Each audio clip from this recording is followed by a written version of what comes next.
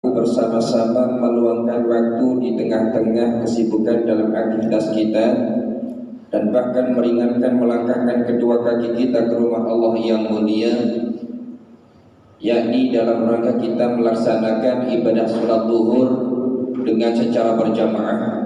Mudah-mudahan semua amal ibadah kita baik yang wajib maupun yang sunnah senantiasa diterima oleh Allah Subhanahu wa Ta'ala, hingga menjadi sebab Allah turunkan keberkahan dalam kehidupan kita, sehingga kita menjadi seorang hamba, seorang manusia yang mendapatkan kebahagiaan dan bahkan kemuliaan baik di dunia terkhusus di akhirat. Amin ya rabbal alamin. Salawat serta salam yang kita aturkan kepada junjungan kita Nabi Agung Muhammad sallallahu alaihi wasallam beserta keluarga dan sahabat seluruh umatnya yang senantiasa taat menjalankan sunnahnya dengan istiqamah. Mudah-mudahan kita termasuk di antara umat manusia yang nantinya diakui sebagai umatnya baginda Nabi Muhammad sallallahu alaihi wasallam, yang pada akhirnya di yaumil mahsyar mendapatkan syafaat baginda Rasulullah sallallahu alaihi wasallam. Amin ya rabbal alamin.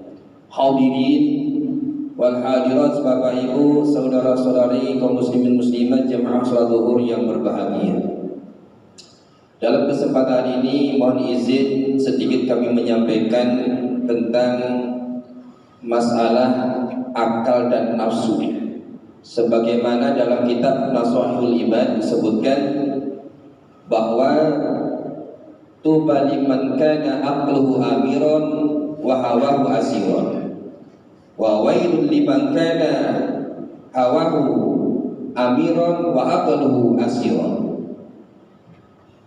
Kata Nabi di dalam kitab Nashihul Ibad bahwa sungguh beruntung, sungguh bahagia kalau manusia itu akalnya yang menjadi raja di dalam dirinya. Aqluhu amiron wa hawahu asiron, dan hawa nafsunya itu menjadi budaknya. Maka manusia di mana di dalam dirinya itu yang menguasai ada akalnya, maka dia akan selamat. Begitu pula sebaliknya, wa wailul liman kana hawahu amiron wa aqluhu asiron. Kalau nafsu itu menjadi raja di dalam dirinya, maka manusianya akan celaka. Kenapa? Karena tatkala seorang manusia kalau di dalam dirinya itu sudah dikuasai oleh hawa nafsunya dan dia tidak mampu mengendalikan hawa nafsunya, maka dia akan celaka dan bahkan bisa masuk dalam jurang kehancuran. Hadirin jamaah salat zuhur yang berbahagia, kalau kita bicara tentang nafsu, para alim ulama sebagian menyampaikan ada 4. Yang pertama, nafsu lawwamah. Nafsu lawwamah ini adalah cenderung daripada biologis, senang makan-makan, gak kenyang-kenyang. Coba kalau kita lihat di saat bulan Ramadan, kadang-kadang kita ini gak mampu mengendalikan hawa nafsu makan, sehingga menjelang berbuka kita sudah siapkan bermacam-macam menu. Betul nggak Pak? Seolah-olah itu akan kita makan semua. Ternyata ketika di saat buka puasa sudah tiba waktunya, hanya minum 1 gelas air putih saumpama, ditambah kue sudah merasa kenyang.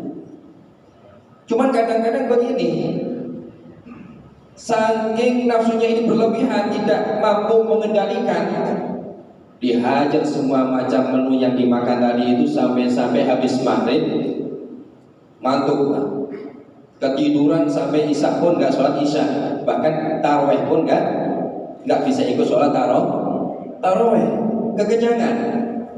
Ini namanya nafsu lawwamah. Dan nafsu lawwamah ini juga cenderung yang namanya syahwat. Kalau itu sudah berlebihan berbahaya. Coba banyak yang terjadi yang realita yang ada antara orang tua dan anak saumpama terjadi hal-hal yang tidak benar antara seorang ayah dan seorang anak perempuan. Seorang ayah yang tidak mampu mengendalikan syahwatnya, tidak mampu mengendalikan hawa nafsunya, akhirnya anak menjadi korban. Ini nafsu syahwat. Makanya kalau seorang manusia, seorang hamba dan bahkan termasuk kita, kalau misalkan nafsu itu sudah mengerajai di dalam diri kita dan akal ini menjadi budaknya, itu akan berbahaya. Oleh karena itu, maka kita berusaha untuk mampu mengendalikan nafsu, yaitu nafsu lawwamah. Yang kedua, nafsu sufiyah. Nafsu sufiyah ini berkaitan ataupun cenderung yang namanya urusan duniawi. Contoh misal kita kerja, asik ngerjain kerjaan kok belum selesai, sementara waktu adzan sudah, waktu sholat adzan sudah dikumandangkan, ya, kita masih asik, selesai dulu deh sholatnya nanti aja, padahal sudah dengar Allahu Akbar, Allahu Akbar, Allahu Akbar,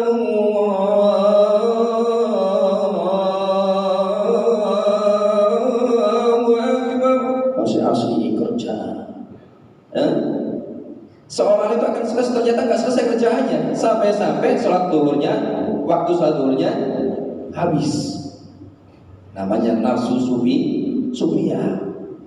Bahkan di saat kerja pun, ketika melihat, mohon maaf, misalkan punya tender, nilainya besar, sedangkan barang yang dibeli murah, seumpama, melihat masalah nilai uangnya luar biasa, ya, bisa-bisa karena keindahan nafsu sufiyah tadi dengan harta, ada yang namanya korupsi, ya, ada yang memarkup nilai nominal. Harganya 100 juta dijual 1 miliar, seumpama begitu. Ini namanya nafsu sufiyah. Ini kalau kita tidak mampu mengendalikan nafsu, maka berbahaya. Yang ketiga, nafsu amarah. Nah, setiap orang pasti punya nafsu amarah. Kadang-kadang itu kalau kita emosi nggak terkontrol, apalagi iman kita lemah, maka yang namanya emosional itu akan bisa membahayakan dan bisa merenggut nyawa seseorang pada hal sepele. Kemudian marah, tapi marahnya berlebihan. Nah, ini berbahaya. Yang keempat adalah nafsu mutmainnah ataupun mahmudah, yang terpuji ataupun nafsu yang cenderung dalam hal kebaikan. Nafsu ini ada kaitannya dengan keimanan seseorang. Jadi Bapak Ibu yang berbahagia, maka kalau kita bicara tentang keimanan, tingkatan keimanan seorang itu ada 5. Secara global saja kami sampaikan karena waktunya pendek. Yang pertama, iman tingkatan iman muslim. Yang kedua, iman tingkatan iman mukmin. Yang ketiga, iman tingkatan iman muhsin. Yang keempat, tingkatan iman mukhlis. Yang kelima, tingkatan iman muttaqin. Iman muttaqin ini yang aman, selalu merasa diawasi oleh Allah, takut dengan Allah, dan takut berbuat kemaksiatan. Itu tingkatan iman muttaqin. Insyaallah di pertemuan berikutnya, jika Allah mengizinkan, nanti akan kami sampaikan tentang masalah keimanan. Mudah-mudahan masalah nafsu ini kita mampu mengendalikannya. Bagaimana caranya? Kita perbanyak hadir majelis taklim, perbanyak hadir majelis zikir, perbanyak membaca Al-Quran, dan kita berkumpul dengan orang-orang soleh. Insya Allah kita akan mampu mengendalikan nafsu kita. Kenapa? Karena iman kita ya paling tidak itu istilahnya nggak sampai goyah, nggak gampang terpengaruh dengan hal-hal yang nggak baik. Al-iman yazid wal yanqus. Iman seorang itu ada kalanya naik, ada kalanya turun. Kadang kalanya kita itu semangat beribadah, kadang kalanya kita itu malas beribadah. Mudah-mudahan yang kami sampaikan ini senantiasa bisa motivasi kita dan kita mampu mengendalikan nafsu, baik nafsu sufiyah, nafsu lawwamah, nafsu amarah ini kita mampu mengendalikan, dan senantiasa yang menjadi rajin dalam diri kita, dalam diri kita adalah akal kita, sehingga kita menjadi seorang hamba yang mendapatkan kebahagiaan, ketentraman, dan bahkan kemuliaan dunia akhirat. Amin ya rabbal alamin. Bismillahirrahmanirrahim. Allahumma salli wa sallim ala sayyidina Muhammad wa ala ali sayyidina Muhammad. Alhamdulillahi rabbil alamin. Allahumma aghithna ya Allah ya ana khaifin aminna mimma nakhaf. Ya ana khaifin najina mimma nakhaf. Ya ana khaifin sallimna ya Allah fi ahlina wa baladina khasatan fi Indonesia min kulli bala wal wabai ma nakhaf. Allahumma barik lana ya Allah fi Rajab wa Sya'ban balina Ramadan ya Rahman ya Rahim ya dzal jalali wal ikram. ربنا ظلمنا أنفسنا وإن لم تغفر لنا وترحمنا لنكونن من الخاسرين ربنا هب لنا من أزواجنا وذريتنا قرة أعين واجعلنا للمتقين إماما ربنا آتنا في الدنيا حسنة وفي الآخرة حسنة وقنا عذاب النار وصلى الله على سيدنا محمد النبي الأمي وعلى آله وصحبه وسلم سبحان ربك رب العزة عما يصفون وسلام على المرسلين والحمد لله رب العالمين والفاتحة. Baik Bapak Ibu yang berbahagia, demikian kami sampaikan, ada kurang lebihnya kami mohon maaf yang sebesar-besarnya. Wassalamualaikum warahmatullahi wabarakatuh.